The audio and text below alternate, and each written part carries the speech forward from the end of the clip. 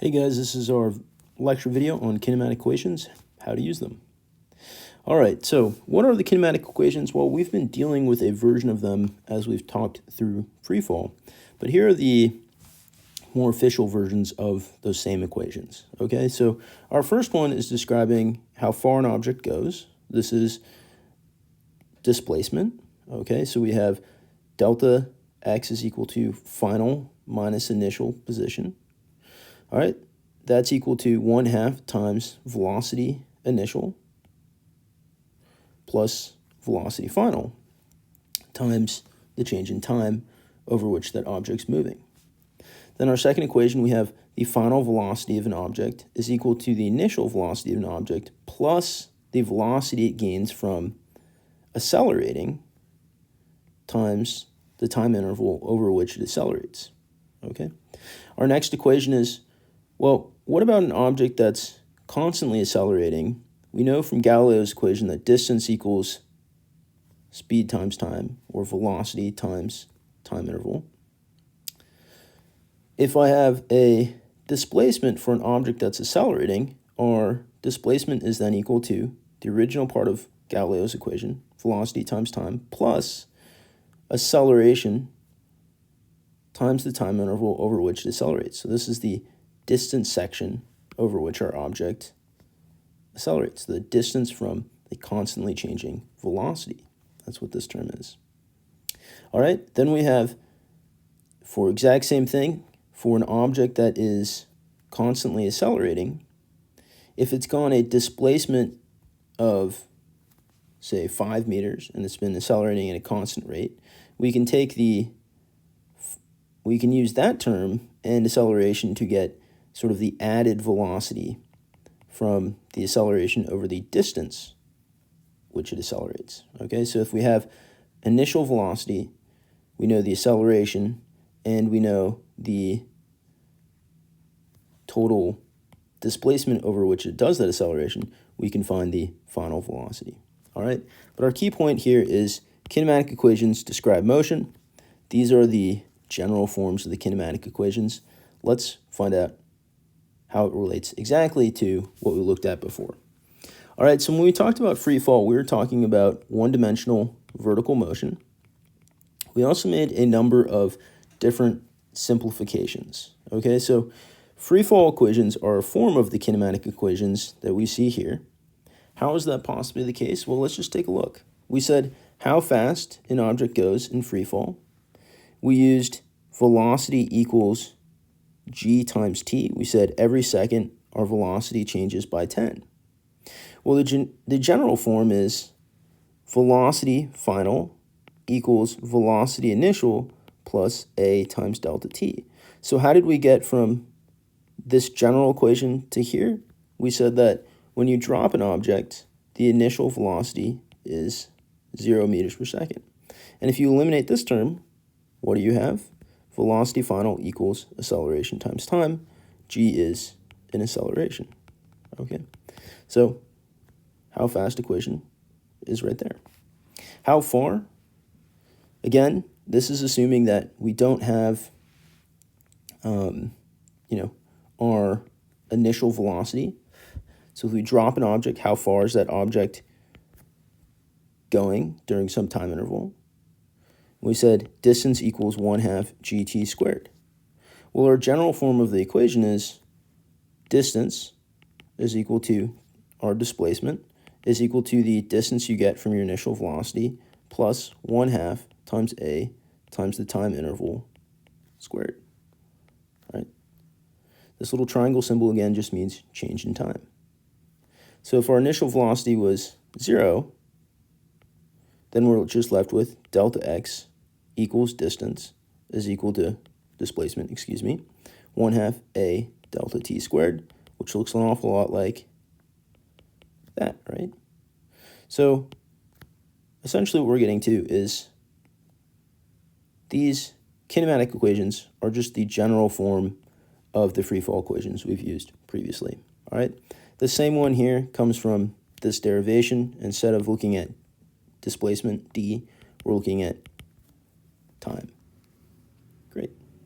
So how do we actually go about using these? Well, step one is always to, know what your symbols mean. So we'll practice that a little bit in class, but our general process is the following. Read through the word problem, write out the terms that you know, write out the term you want to know, draw a picture, determine the equation you will need, and solve by substituting into the equation. All right, let's take a look. We'll do a couple together so we get some practice with this. A rock is thrown upwards with an initial velocity of 30 meters per second. At t equals 3 seconds, it has a final velocity of 0 meters per second. What distance did it travel? All right, so step one, we read. Step two, write out the terms that you know. Okay, we know velocity initial equals 30 meters per second. We also know at time t equals 3, we have overall 3 seconds have elapsed. And then we know the final velocity is equal to 0 meters per second. There's something else we know, which is if our object is moving in free fall, even if it's moving upwards, we say A is equal to G, which is negative 10 meters per second squared. All right. So the term we want to find is the displacement, the distance.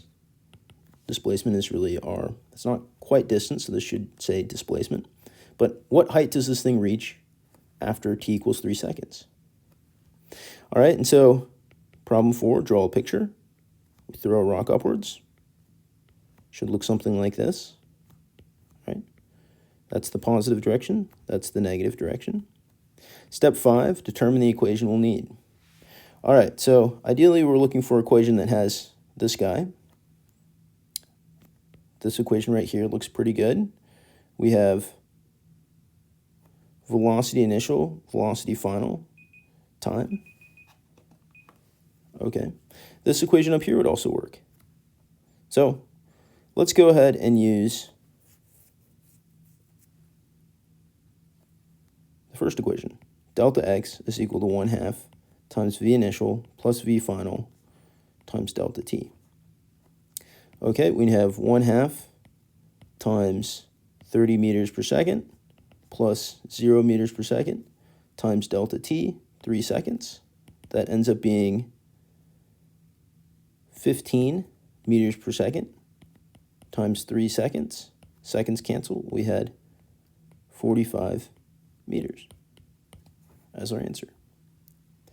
All right, next problem. Let's do another example. Step 1 is always read through the problem. A car accelerates at a rate of 20 meters per second squared for 2 seconds. Its initial velocity was 5 meters per second. What's the displacement of the car that's sent? Okay, so we read through the problem. Step 2, write out the terms we know.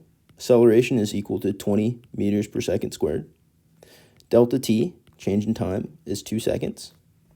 Our initial velocity is 5 meters per second. All right, what is the displacement? That's what we want to find. So delta x equals what? All right, so we, in this case, don't know our final velocity, but we do know time, acceleration, initial velocity, time. So step 4, we're going to draw our picture. Our car is moving faster and faster. Step 5, write out our equation. So this equation has everything we need.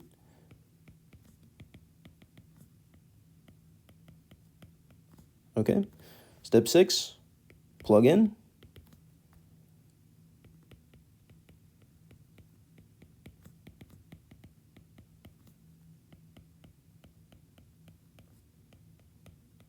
Okay, and simplify. 10 meters plus, that becomes 4. 4 times 20 is 80. 80 times 1/2 is 40 meters. So our answer is a displacement of 50 meters overall. All right, last one. A runner has an initial velocity of 20 meters per second. He accelerates at 0.5 meters per second squared for a displacement of 20 meters. What's his final velocity at the end of the 20 meters? All right, step 1, we read it. Step 2, write out the terms we know. V initial is equal to 20 meters per second. The acceleration is 0.5 meters per second squared. The displacement is 20 meters. Okay, step 3, write out what we want to find. Velocity final is equal to some unknown value. All right, which one of these allows us to find velocity final? This guy right here. All right, step 4, we should draw a picture. All right, not a very detailed picture there, but that's fine. So velocity final squared equals velocity initial squared plus 2a delta x. Therefore, velocity final squared is velocity final is the square root of velocity initial squared plus 2a delta x. And we get 20 meters per second squared plus 2 times 0.5 meters per second squared times 20 meters. We evaluate that and we have our final velocity. All right. If you stick to these steps, our problems should never be too bad. Okay, that's it for now. We'll practice more in class. See you guys then.